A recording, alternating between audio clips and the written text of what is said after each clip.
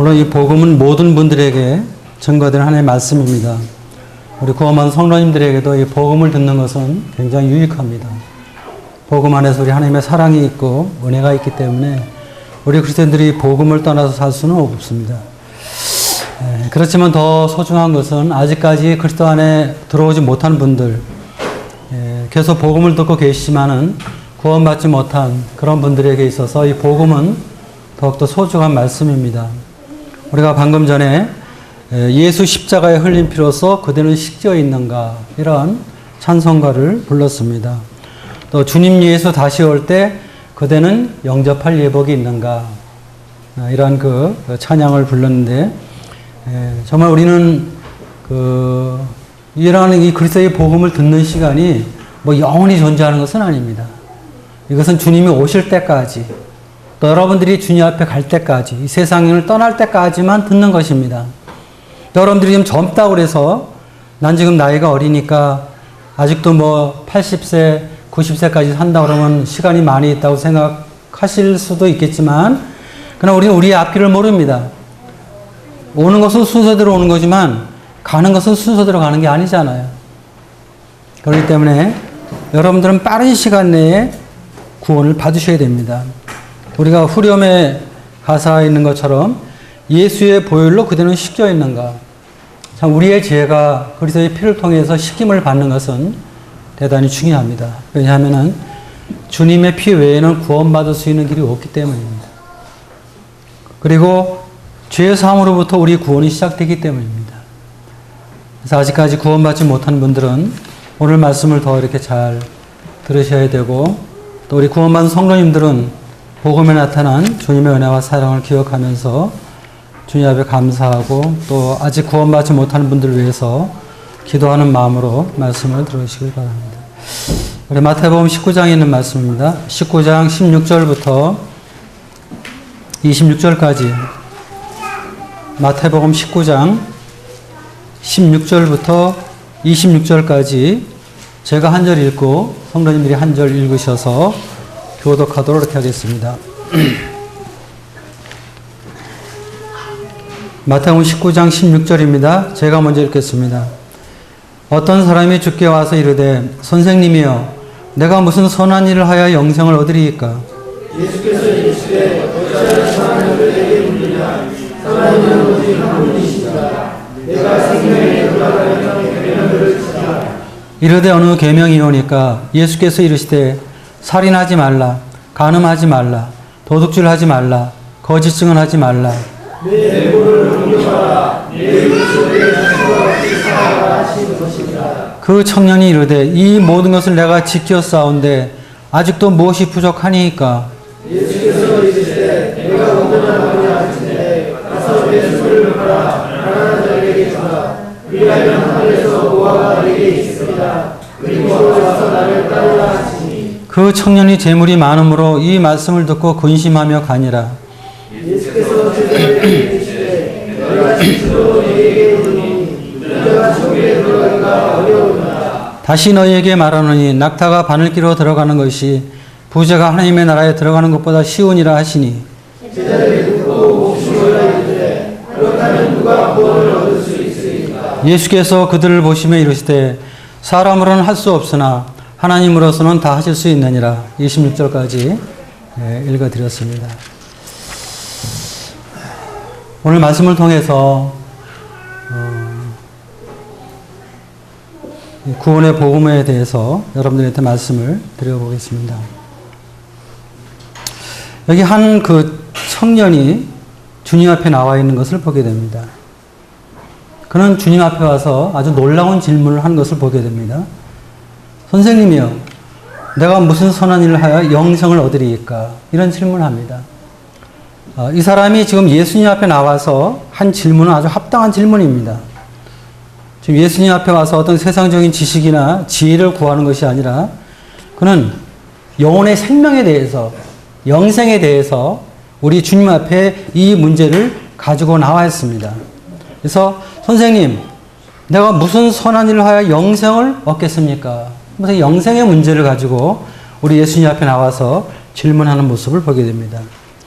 세상에 많은 질문이 있겠지만은 가장 가치 있고 지혜로운 질문은 바로 영생에 관한 질문이라 생각합니다.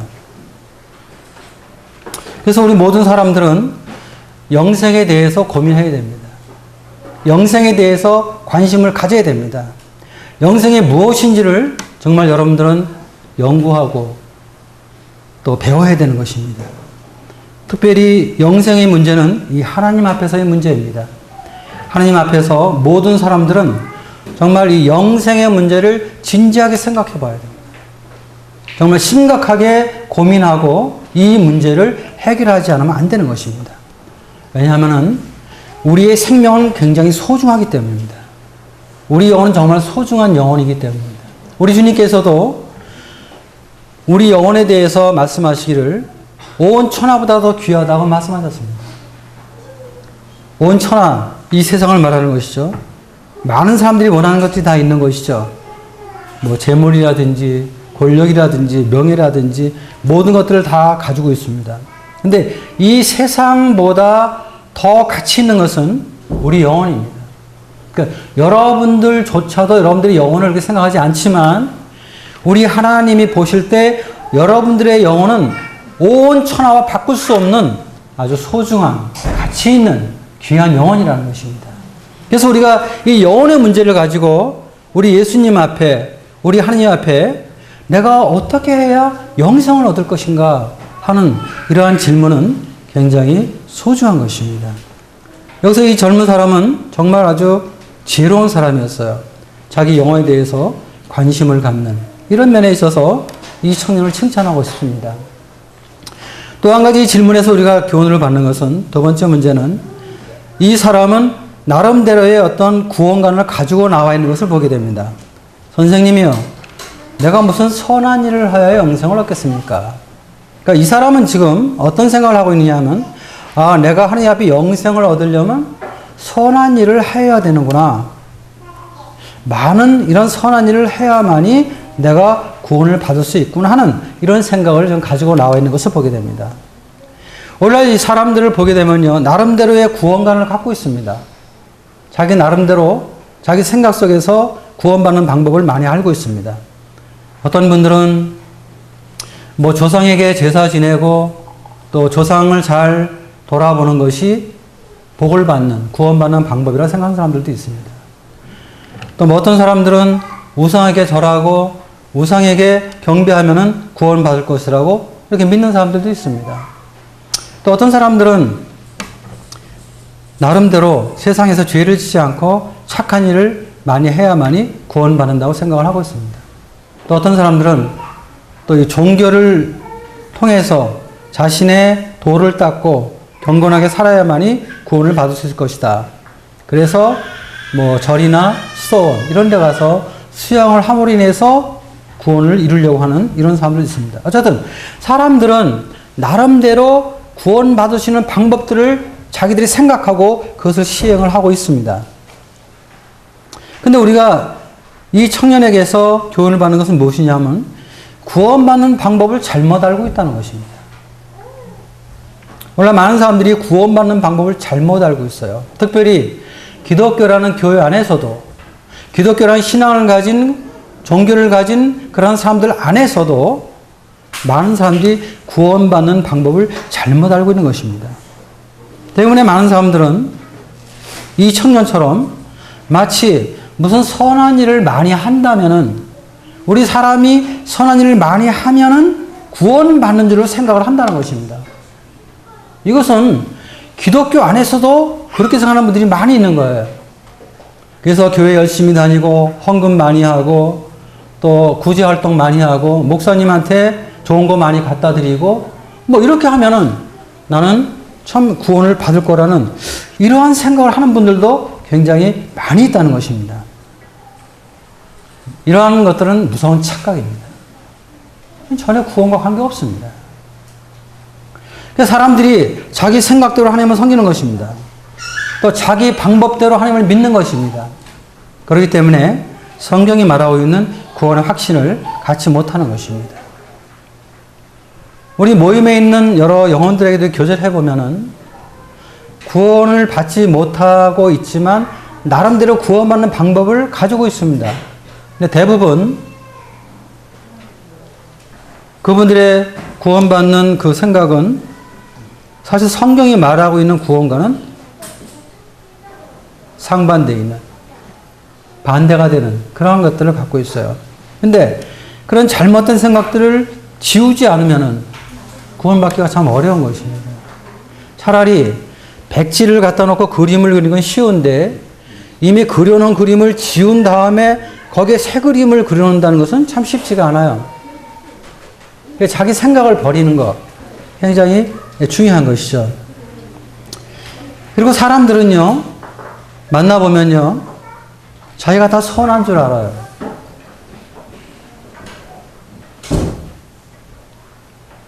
제가 볼 때 정말 선하지 않은 사람들도 보는데요. 제가 볼 때 정말 좀 악하다고 생각되는 사람들도 있는데요.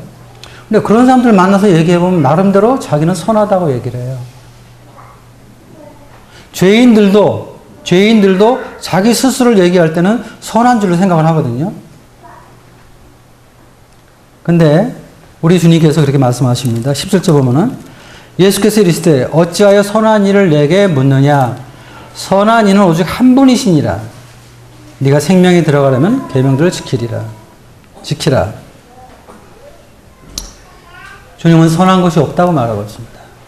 특별히 사람들 안에서 사람들에게 선한 것이 없다고 말씀하십니다. 선한 분은 하나님, 그분 외에는 선한 분이 없다는 것을 주님께서 말씀을 하고 있습니다. 그럼 사람들이 왜 어떤 선한 일을 통해서 구원을 받으려고 할까? 그것은 자기가 주님 앞에서 죄인인 줄 모르기 때문에 그런 것입니다. 자기 자신이 하나님 앞에 어떤 사람인가 하는 것을 모르기 때문에 그런 것입니다. 그래서 마치 자기가 다른 사람에 비교해서 좀 더 착한 것처럼 생각하고, 그렇기 때문에 어떤 선한 일을 계속 하다 보면 구원받을 수 있다는 이런 엄청난 착각을 하고 하나님을 섬기는 것입니다. 근데 사실 우리의 삶의 모습들을, 또 우리가 생각하고 행동하는 이러한 우리의 그 마음의 내면의 모습들을 어떤 스크린으로 비춰서 이렇게 나온다면은 우리의 모습이 어떨까요? 우리는 아마 다 도망갈 것입니다. 우리가 서로의 모습을 잘 모르니까 그렇지, 우리 마음속 중심 속에 있는 것까지 다 이렇게 드러내서 여기 스크린에 비친다면은 어떻게 될까요? 우리는 다 부끄러운 사람들입니다, 사실은. 그렇기 때문에 우리가 어떤 선한 것으로 구원을 받는다는 것은 그건 있을 수가 없어요.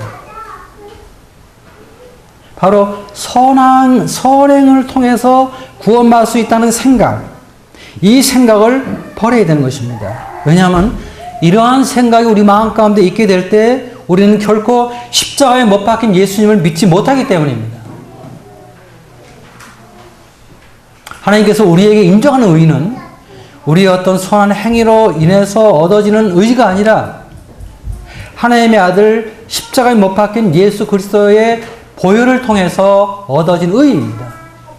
그 의만이 하나님 앞에 인정받는 의인데, 근데 우리가 어떤 나 자신이 선하고 선한 삶을 통해서 구원받고 하는 이런 생각들은 하나님의 의를 믿지 못하게 한다는 것입니다. 그래서 오늘 많은 분들이 구원을 받지 못하는 거예요. 우리 모임에서 구원받지 못하면서 마찬가지예요. 내면을 보게 되면은 그런 자기의가 있어요. 근데 이 자기의가 무너져야만이 그 자리에 하나님의 의가 싹 틀 수 있거든요.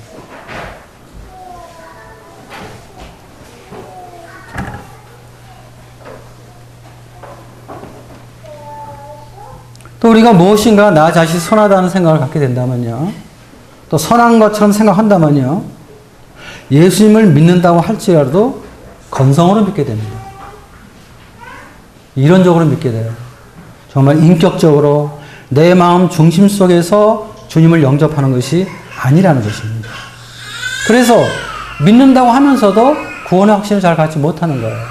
그래서 내가 뭔가 좀 선하게 살 때는 구원받은 것 같고, 뭔가 좀 내가 좀 별로 이렇게 좋지 않은 행동하게 될 때는 구원받지 않은 것 같고, 그래서 나의 삶의 모습을 통해서 천국과 지옥을 왔다 갔다 하게 되는 것입니다.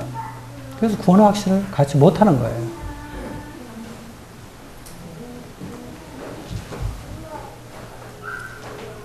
근데 우리 예수님께서 말씀하십니다. 선한 분은 오직 한 분이시다. 하나님.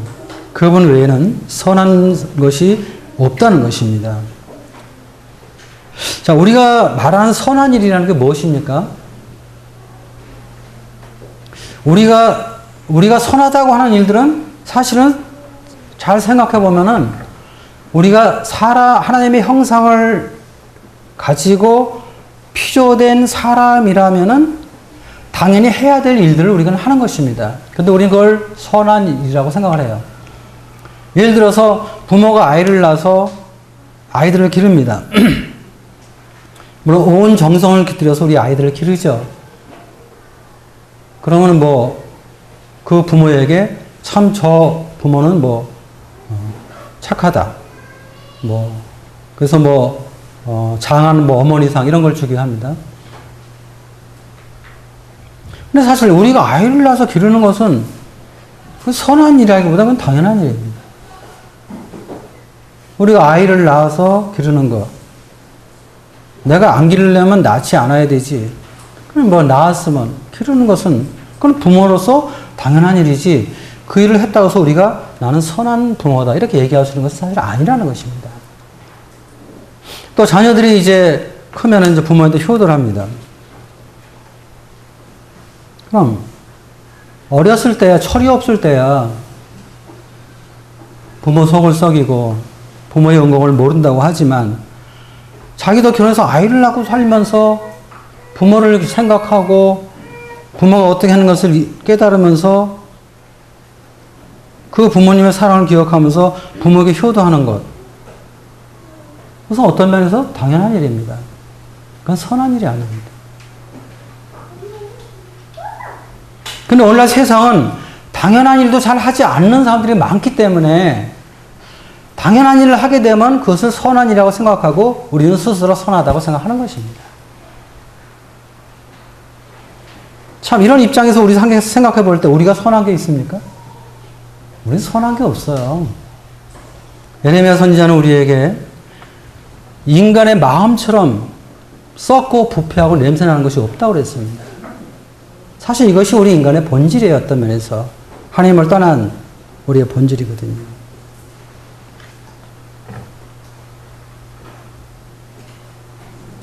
근데 부모가 아이를 낳고 아이를 버렸어요.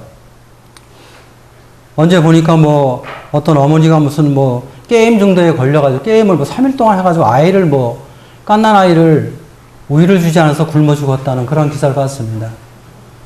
자, 우리가 이렇게 되면 이런 건 뭐예요? 그건 악한 사람이죠. 그렇잖아요. 그런 일을 안 하면 악한 사람입니다. 자, 자녀들이 부모에게 효도하지 않으면요. 악한 사람이죠. 악한 자녀죠. 그것은. 우리가 물론 우리 살기도 빠듯하기 때문에 부모님에게 충분하게 효도하지는 못하지만 그래도 나름대로 우리는 부모님의 은공을 생각하고 부모님의 효도하잖아요. 근데 부모에 효도하지 않으면요. 나쁜 사람이죠. 그건 악한 사람이죠.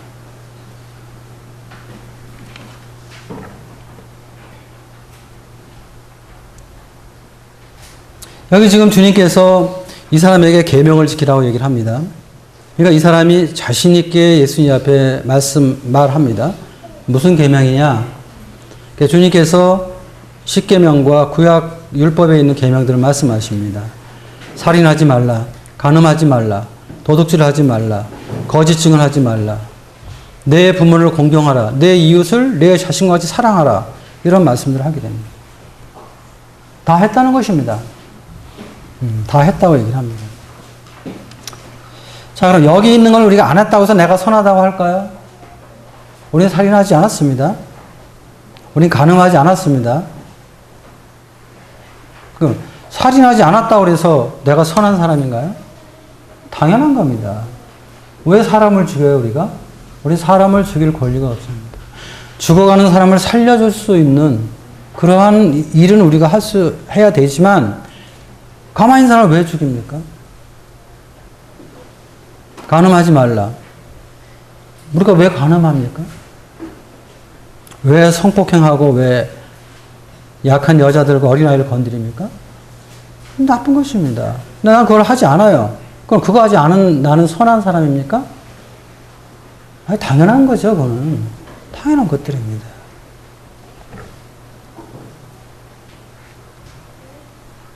이런 사람이 해야 될 일이지 어떤 선한 일이라고 얘기할 수 있는 것은 아닙니다. 근데 그렇게 하지 않으면요, 그건 악한 일입니다. 사람들은 당연한 일을 선한 일로 생각하는 것입니다. 당연한 일을. 그러면서 내가 선한 사람이라고 생각을 하는 것입니다. 그러면서 선하신 하나님을 믿지 않는 것입니다.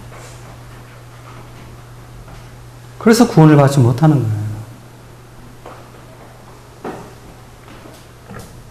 그리고 마치 자기가 당연한 일을 하고 있으면서도 자기가 의인인 것처럼 생각하는 것입니다. 또 자기가 착한 사람으로 생각을 하는 것입니다. 그러면서 마음속에 교만한 마음을 갖게 되는 거예요.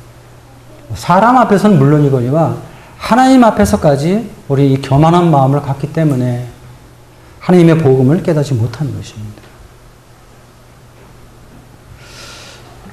우리가 이 구원받은 성도 입장에서 한번 생각해 봅시다. 우리 교회에 헌신하고 있어요, 내가. 봉사도 하고 있고요. 전도도 하고 있고요. 뭐 여러 가지로 많은 일을 하고 있습니다. 나는 하나님 앞에 선한 자입니까? 내가 헌금 많이 하고, 다른 일보다 봉사도 많이 하고, 또 교회에서 여러 가지 일들 많이 한다고 해서 사실은 성도들이 그렇게 행하는 것은 그건 당연한 일입니다.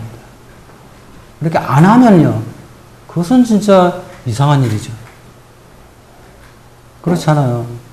근데 우리는 뭐 그런 거 하면은 좀 내가 뭐가 좀 하는 것처럼, 그렇게 안 하는 사람 보면 뭐가 좀, 뭐 좀 판단하고 싶고 뭔가 좀, 우리 마음이 그렇잖아요. 주님께서 우리 마음을 제어시키지 아니하면은 이런 것들이 막 드러나고 형편없이 살 사람들이 저와 여러분들입니다. 다행히 우리가 구원받고 성령께서 우리 안에 거하시고 주의 말씀을 우리가 그런 것을 제어를 받기 때문에 드러내지 않는 것뿐입니다. 그리고 주께서 베푸신 십자가의 은혜, 그 은혜를 생각하고 그 앞에서 나 자신을 보게 될 때 겸손하지 않으면 안 되겠다는 그런 마음을 우리가 주님 앞에 배우게 되는 것이죠. 그렇죠?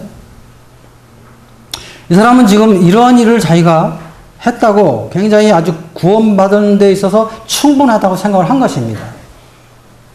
착각이죠. 자기 생각이죠. 자기 방법대로 구원받으려고 하는 것이죠.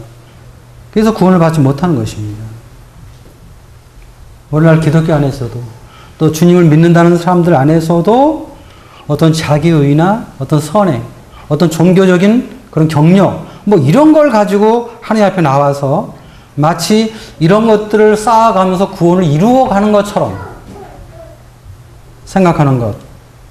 그래서 하나님이 안 계셔도 내가 노력만 하면은 구원받을 수 있다는 이러한 무서운 생각들, 무서운 착각, 이런 것들 때문에 사람들은 구원을 받지 못하는 것입니다.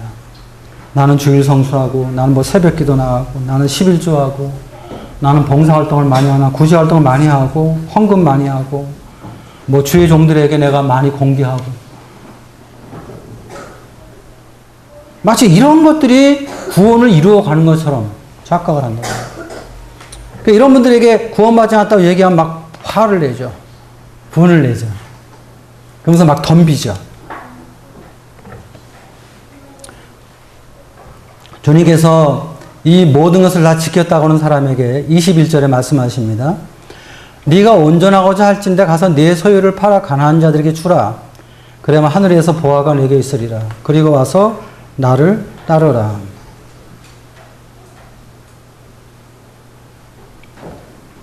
내 이웃을 내 자신같이 사랑하라. 다 지켰다고 그랬습니다. 그래서 네가 부자니까 네 소유를 팔아서 가난한 자들에게 나눠주라고 그랬어요. 그랬더니 이 사람이 어떻게 했어요? 22절 그 청년이 재물이 많으므로 이 말씀을 듣고 근심하며 가니라. 이 사람은 어떤 율법의 외형적인 것만 가지고 하나님 앞에 자신 있게 나간 사람입니다. 그러나 사실은 율법은 외형적인 모습도 중요하지만 그러나 그 율법이 의미하는 내면의 모습이 더 중요한 것입니다. 왜냐하면 하나님은 사람의 외모만 보시는 분이 아니라 우리 마음의 중심을 보시는 분이기 때문에 하나님은 항상 동기를 보시는 분입니다. 우리 사람은 결과만 보잖아요. 근데 하나님은요, 결과도 보시지만 동기도 보시는 분이에요. 근데 이 사람은 그 동기를 보게 될 때 어떤 이웃에 대한 그러한 사랑의 동기는 갖고 있지 않았어요.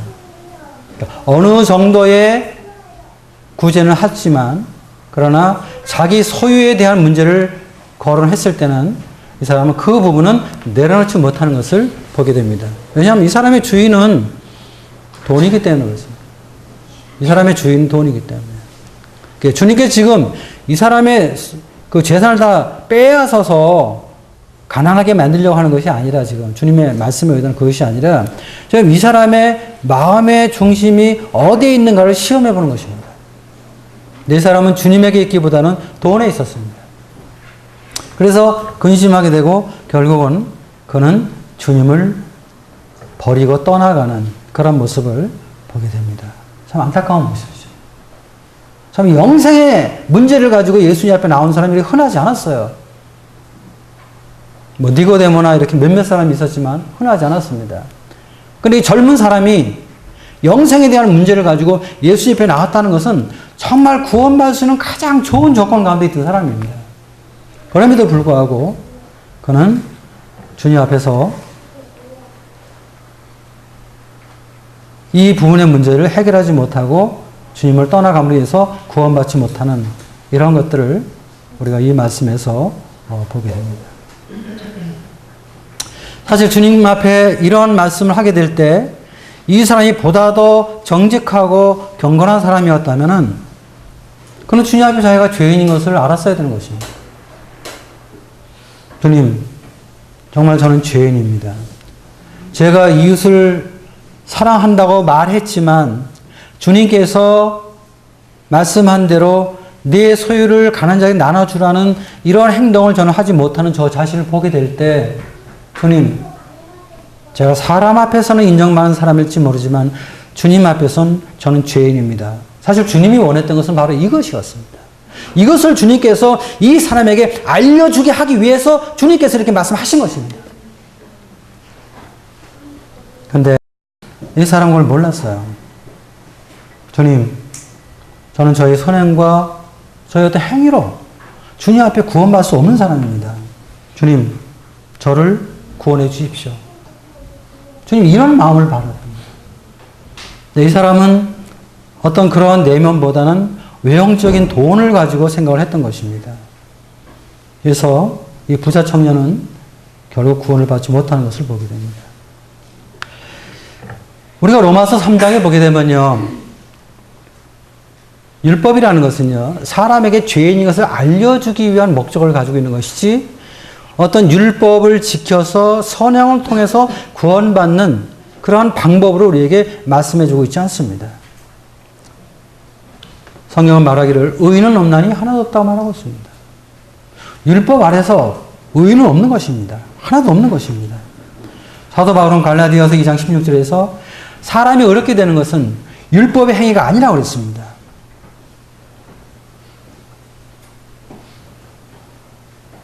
오직 예수 그리스도를 믿음으로 의로워진다고 얘기했습니다.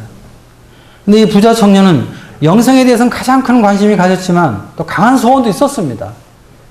그러나 그는 구원받지 못했습니다.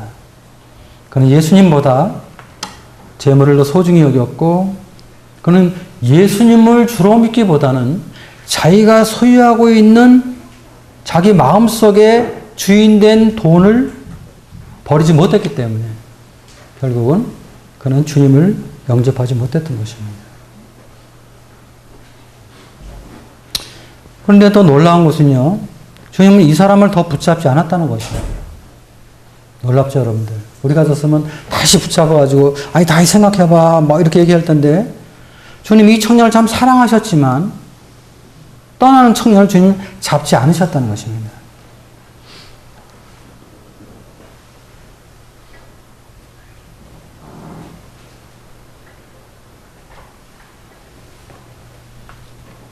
우리가 주님 앞에서 하나님 말씀을 통해서 우리가 살펴볼 때 우린 죄인인 것을 인정하게 됩니다.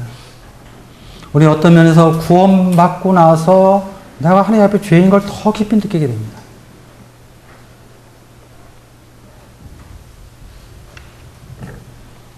그런데 이 사람은 주님의 말씀 속에서 죄인인 것을 깨달을 수 있는 가장 좋은 기회였고 또 회개할 수 있는 가장 좋은 기회였고 그러면서 구원받을 수 있는 가장 좋은 기회였는데 그 기회를 상실하게 된 것입니다. 놓치게 된 것입니다.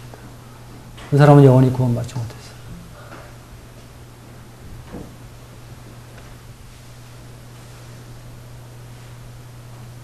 주님께서 떠나가는 그 부자 청년을 보고 제자들에게 말씀하십니다. 23절에 내가 진실로 너희에게 이르노니 부자는 천국에 들어가기가 어려우니라.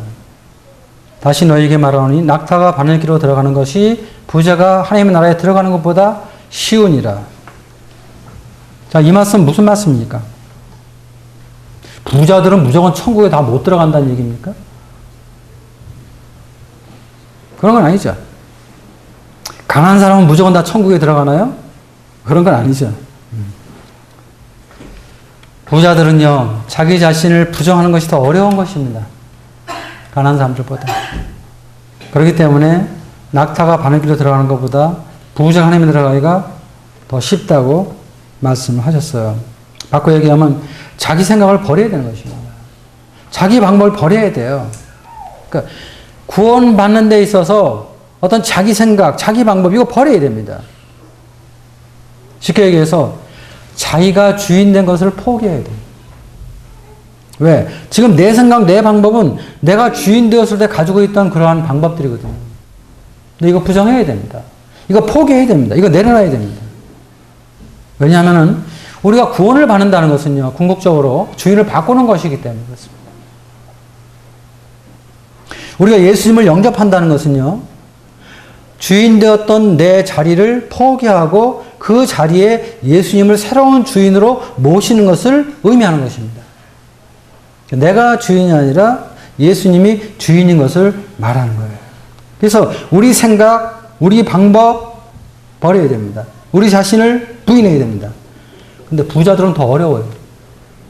부자들은. 가진 것이 많고 누리는 것이 많고 아는 것이 많은 사람들은 그런 것이 적은 사람들보다 내려놓기가 쉽지가 않단 말입니다. 어느 정도냐면은 낙타가 바늘기로 들어가는 것처럼 부자가 그런 걸 내려놓기는 쉽지 않다는 얘기입니다. 여러분들 어떤 면에서 부자 아닌 걸 감사해야 돼요. 그래서 가난한 사람들이 빨리 구원을 받아요, 사실은. 성경에 보면 다 이 가난한 사람들, 뭐 세리, 무슨 뭐 창기, 뭐 이런 사람들이 빨리 구원을 받았거든요. 바리새인들, 서기관들 이런 사람들은 잘 구원받지 못했어요. 여러분 교회는 항상 가난한 사람들이 많았어요, 부자들보다. 왜?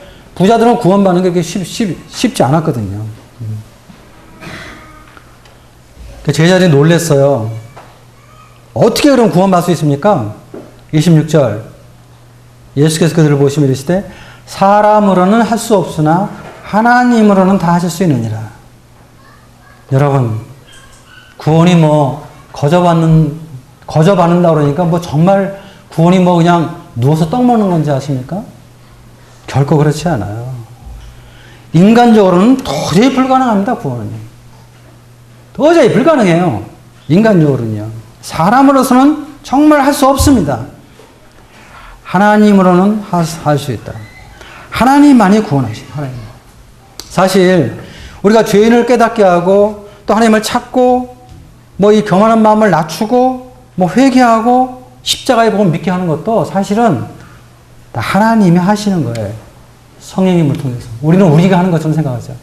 내가 믿고 내가 선택하고 내가 깨달았고 내가 근데 사실은 물론 우리의 의지가 주님 앞에 드려지는 건 사실이지만 하나님께서 성령님을 통해서 우리에게 역사하시니까 우리가 구원을 받는 것이지 사람으로서는 할 수 없는 것입니다, 여러분들.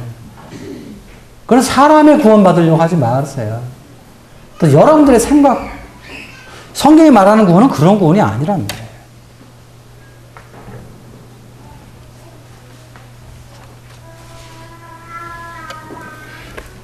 자, 우리 또 한 명의 부자를 보겠습니다. 누가복음 19장을 보겠습니다. 누가복음 19장. 우리가 잘 아는 대로 여기는 예수님과 이 삭개오가 나옵니다. 삭개오. 자, 이 사람은 어떤 사람입니까? 1절부터 10절까지 있는 말씀을 가지고 제가 말씀을 드리겠습니다. 이 사람은 세리장이었습니다. 이 사람은 여리고시의 세무서장이에요. 그리고 이 사람은 부자라고 19장 2절에 나와 있습니다. 그러니까 세무서장이 되고 또 부자니까 뭐 굉장히 잘 사는 사람이죠, 어쨌든.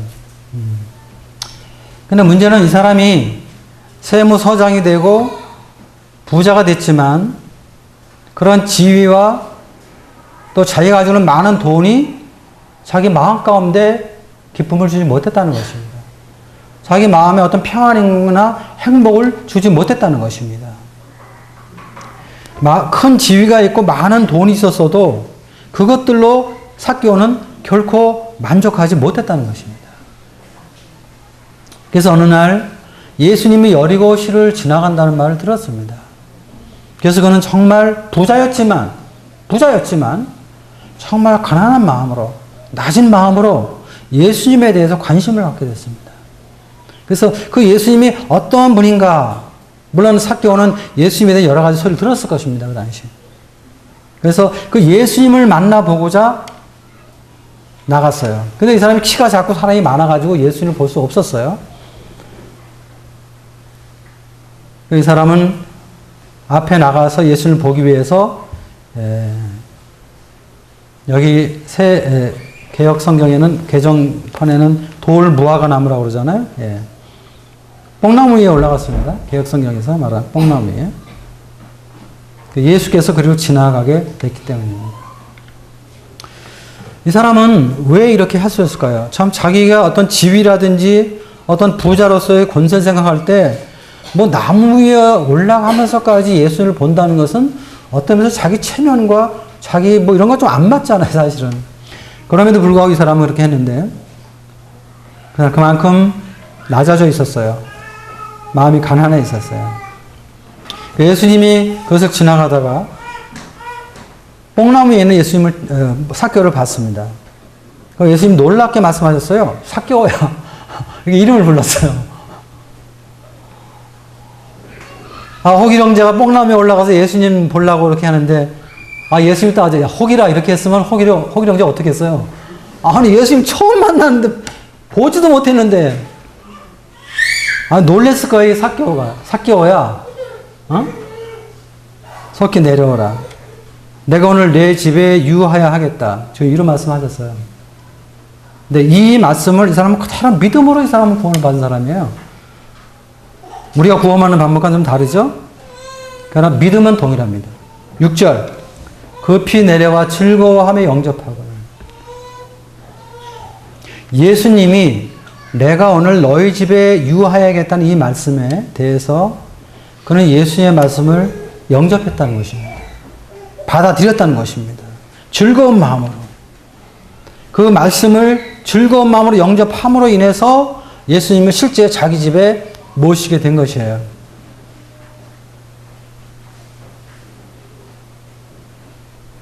그리고 집에 들어갔습니다. 많은 사람들이 보고 수군거렸습니다. 아니, 뭐 예수님이 뭐 하나님의 아들이라고 하면서 거룩하다고 하면서 어떻게 죄인된 저 세리와 함께 교제하고 있는가? 어떻게 세리의 집에 들어가는가 하면서 수군거렸어요. 근데 주님 거기에 별 관심이 없으셨습니다. 그리고 이제 삭개오의 집에 들어가는데요. 8절 보시면요. 놀라운 말씀이 기록되어 있습니다. 8절. 삭개오가 서서 주께 여짜오되 주여 보시옵소서 내 소유의 절반을 가난한 자들에게 주겠사오며 만일 누구의 것을 속여 빼앗은 일이 있으면 내 갑절이나 갚겠나이다. 9절 예수께서 이르시되 오늘 구원이 이 집에 이르렀으니 이 사람도 아브라함의 자손이로다. 10절 인자가 온 것은 잃어버린 자를 찾아 구원하려 함이니라. 주님을 영접하고 나서요. 주님을 믿고 나서요. 자기 집에 오신 주님 앞에 삭개오는 놀라운 고백을 합니다.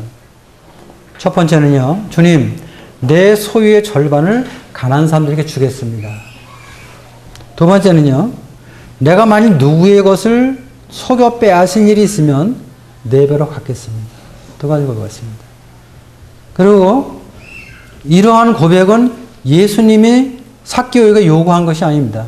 야, 삭개오야, 너 뭐 죄인이잖아. 저 유대인들로 너 상대 안 하잖아. 근데 내가 너희 집에 와서 네가 나한테 은혜를 받았으면 뭔가 보답을 해야지. 그러면서 이렇게 하라고 말씀한 것도 아니었습니다. 그냥 삭개오 스스로 그분의 은혜와 사랑 가운데 있을 때 이 사람은 스스로 이런 고백을 한 것입니다. 내 소유의 절반을 가난한 자에게 주겠다. 저는 이 말씀을 깊이 생각해봤어요. 묵상해봤어요. 어떻게 이 사람이 이런 행동을 할 수 있었을까? 이 당시에 세리가 됐던 사람들은요, 자기 동족들이 매국노라고 그러고 상대 안 하는 이런 멸시를 받으면서도 부자가 되는 길은 세리가 되는 것이 가장 지름길이었습니다. 그래서 로마인들에게 돈을 주고 이 세리를 사가지고 들어간 사람들이거든요. 대부분의 세리들이. 돈을 모아서 부자가 되는 가장 지름길은 세리가 되는 거였어요. 그렇기 때문에 이 세리들은 일반적으로 수전노 같은 사람이에요. 돈은 들어가는데 절대 나오지 않는 사람들이에요. 이 사람들은.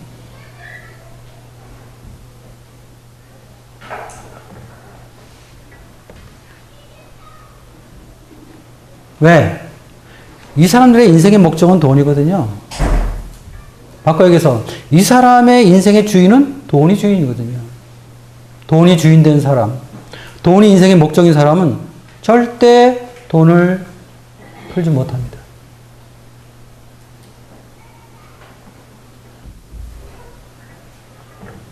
그런데 이 사람이 자기 소유의 절반을 가난한 사람들에게 주겠다는 것은 자기가 예수님 믿기 이전에 자기 주인이었던 돈을 내려놓을 수 있었기 때문에 가능했던 것입니다. 그리고 그 마음속에 예수님을 그의 새로운 주인으로 모셨기 때문에 그는 그분의 은혜와 사랑 가운데서 돈이라는 것은 나 혼자 잘 먹고 잘 사는 것이 아니라는 것을 알게 됐던 것이죠. 그리고 가난한 사람을 생각할 수 있었다. 그러니까 이 사람이 그 인생의 주인이 바뀌었기 때문에 이 사람이 이런 행동을 할 수 있었던 거라는 얘기죠. 두 번째, 만일 누구의 것을 속여 빼앗은 일이 있으면, 개혁성경은 이제 토색이라는 말이 있는데, 토색이라는 것은 어떤 지위를 이용해서 강제로 뺏는 것입니다. 약한 사람에게. 그러니까 세무서장 같으면 사업하는 사람들에게 많이 아마 이런 것들을 할 수가 있겠죠.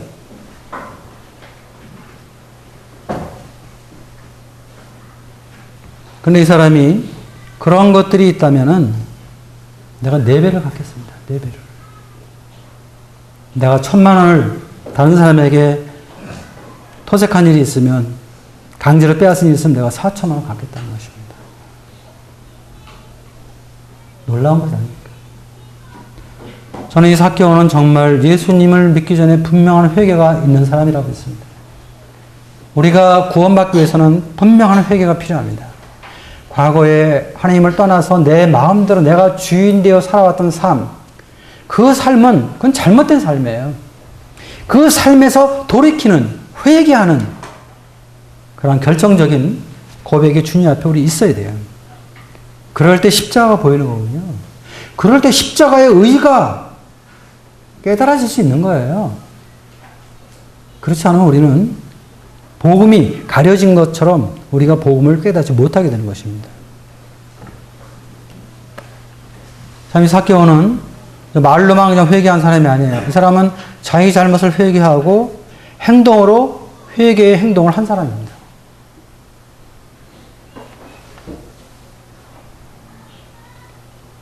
자, 복음은 무엇입니까? 아니, 그 전에 9절에 예수님께서 이러한 그 사건의 고백을 보고요. 오늘 구원이 이 집에 이르렀으니 이 사람도 아브라함의 자손이미로다. 이렇게 말씀했습니다. 물론 이 말씀은 뭐 돈을 많이 내면 구원받는 뭐 그런 말은 아닙니다. 그런 행위로 구원받는 말은 아닙니다. 삭개오는 아브라함의 자손이에요. 유대인이지만요. 그러나 유대 사회에서 바리새인들이나 서기관들은 세리를 배척했어요. 그러니까 아브라함의 자손을 인정하지 않았다는 것입니다. 근데 예수님께서 아브라함의 자손을 인정했습니다. 이것은 아브라함의 어떤 외형적인 면보다 아브라함의 믿음의 면에서, 아브라함의 믿음을 가진 믿음의 자녀인 면에서 예수님은 삭개오를 아브라함의 자손이라고 인정을 한 것입니다. 구원을 인정한 것이죠, 예수님. 그리고 예수님께서 이 말씀과 함께 예수님이 오신 목적을 말씀하셨습니다. 인자가 온 것은 잃어버린 자를 찾아 구원하려 합니다. 잃어버린 자. 잃어버린 자가 누굽니까? 창조주 하나님을 버린 사람, 아버지 하나님을 모르는 사람들, 그래서 길을 잃고 유리하고 방황하는 자들, 구원받지 못한 사람들, 잃어버린 자들이잖아요. 잃어버린 자를 찾아 구원하러 오신 분, 그분이 바로 예수 그리스도이십니다. 그래서 예수님은 우리의 소망이십니다. 그분 우리의 희망입니다. 그분 안에 구원이 있습니다. 복음이 무엇입니까? 복음은 4가지 요소로 되어 있어요. 하나는 주님의 죽으심입니다. 주님이 십자가에 죽었다는 것. 이 죽었다는 이 사실 때문에 우리의 죄가 사망한 놀라운 능력이 십자가에 있는 것입니다. 죄가 무엇입니까? 사람이 구원받아야 될 문제의 핵심이거든요. 그러나 문제는 사람이 스스로 죄에서 구원할 방법이 없다는 것입니다. 그래서 인간은 절망할 수밖에 없는 것이거든요. 그런데 그리스도의 피, 그리스도의 보혈한 피, 이 보혈로만이 구원받는, 의로 인정받는 놀라운 하나님의 복음을 주님께서 십자가에 허락하셨는데 그것은 주님의 십자가의 죽으심에 기초한 것입니다. 그리고 이 십자가의 복음만이 죄를 정복하고 죄의 권세와 능력으로부터 구원을 받는 이런 놀라운 은혜가, 놀라운 의가 바로 십자가의 예수님의 죽으심 속에 있는 것입니다. 주님의 다시 사심, 부활하심입니다. 주님이 부활했다는 것은 하나님께서 예수 그리스도의 십자가의 사역, 속죄 사역을 인정했다는 것을 의미하는 것입니다. 사도 바울은 로마서 4장 25절에서 예수는 범죄함을 위하여 내어줌이 되고 우리를 의롭다 하시기 위해서 다시 살아나셨다고 얘기해요.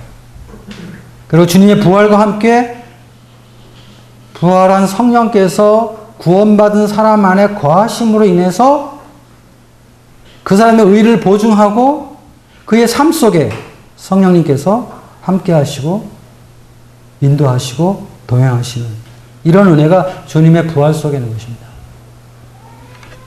그 다음에 주님의 승천하심, 주님의 하늘 올라가셨죠. 사람들은 예수님을 사람의 아들로 믿었습니다. 주님이 승천하심으로 이 모든 이 세상 사람들 가운데서 예수님을 하나님의 아들로 증명이 된 것입니다. 그리고 이제 그 아들 된 예수 그리스도를 믿는 모든 자들이 하나님의 자녀가 되는 양자의 권세를 주님이 허락하실 것입니다. 그래서 우리는 예수님을 믿음으로 말미암아 죄사함 받고 의롭게 되었고 그리고 하나님의 자녀라는 신분을 얻게 된 것입니다. 그렇기 때문에 예수님은 우리의 진정한 주님이 되는 것입니다. 복음은 주인을 바꾸는 것입니다. 그리고 그리스도가 우리의 삶을 다스리시고 우리의 삶을 인도하시고 거기에 순종할 때 우리 모든 사람은 삶의 변화를 수반하게 되는 것입니다. 이것이 바로 복음입니다. 시간이 많이 됐네요. 자, 우리 사도행전에 있는 말씀 한번 보겠습니다. 자, 주님이 부활하시고 승천하신 다음에 사도 베드로가 유대인들 향해서 복음을 전했는데요. 2장 36절입니다. 2장 36절.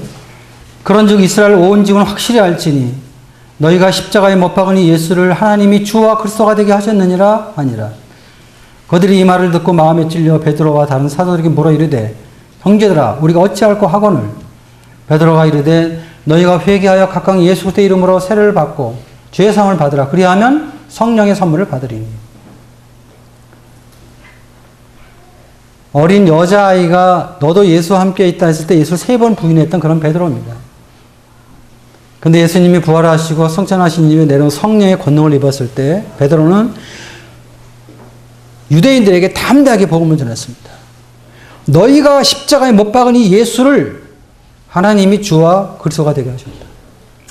너희가 십자가에 못 박은 이 예수가 너희의 구원자이고 너희의 주님이시다. 이렇게 선포를 한 것입니다. 그래서 사람들이 막 마음에 찔리고 괴로워하고 회개하는 그런 마을.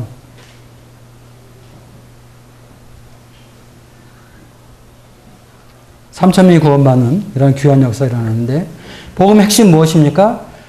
예수님이 바로 우리의 주와 메시아가 된다는 것입니다. 구원자가 된다는 것입니다. 한 구절 더 보겠습니다. 로마서 10장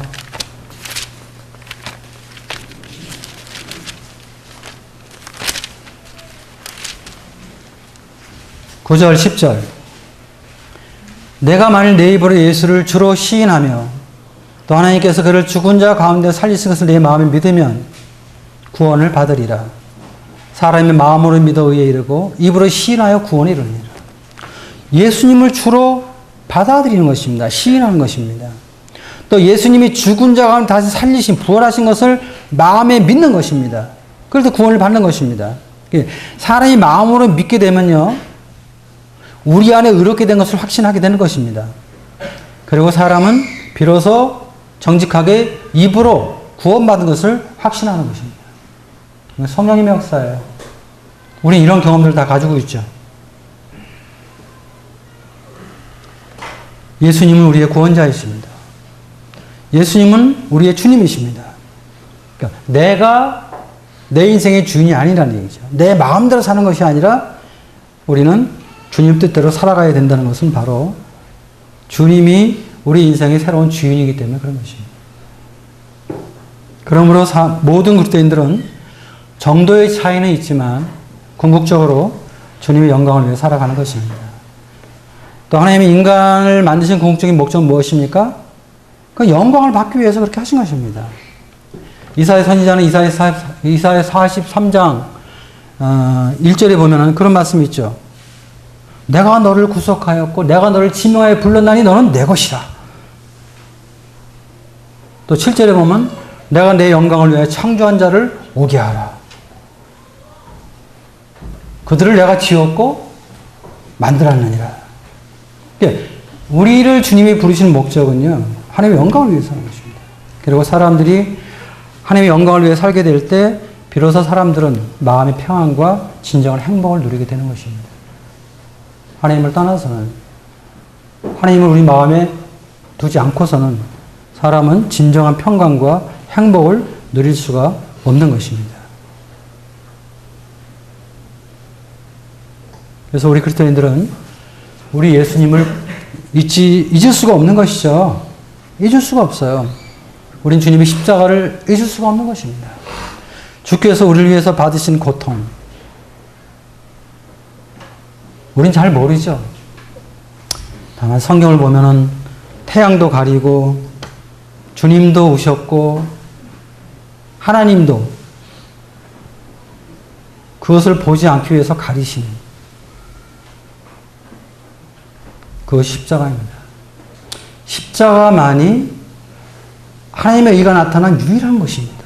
이 세상에 십자가만이 하나님의 의가 나타나는 유일한 것이에요.